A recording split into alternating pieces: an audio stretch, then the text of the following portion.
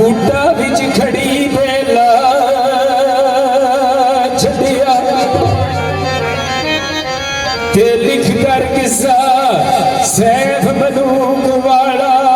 वक्त कईया मलूका नो पा छड़िया ते जेलम शहर दी ए पर्वत घाटे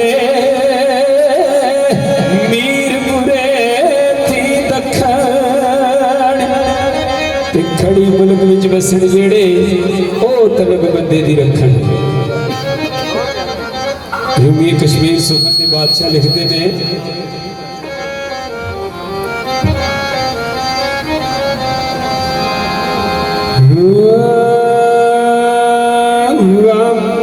तेरे मैनू सोन नहीं देंदे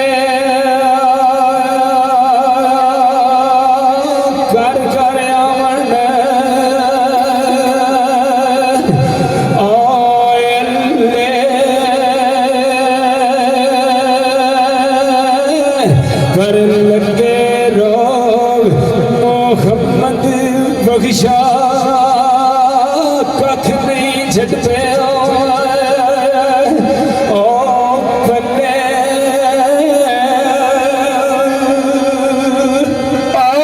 दुख सदा सुख कदे गदाई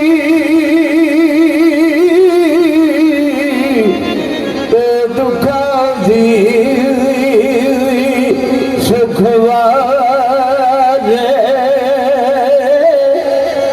दुख कबूल मोहम्मद बख्शा जय राजी रहन प्यारे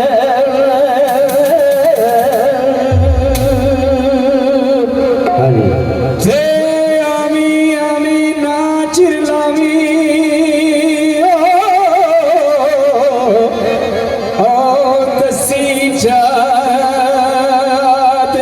हुसन दी ते आए ने पोर मोहम्मद बख्शा करके आस ओ चमन दी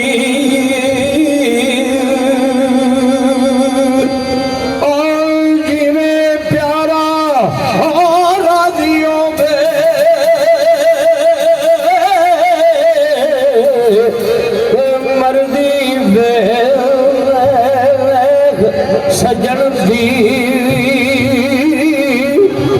जे कर अपनी मर्जी लोड़े गल मूल ना बढ़ती। हाँ जी कुर्बान जा सरकार लिखते ने ते आ सजना को बैठा सिकताई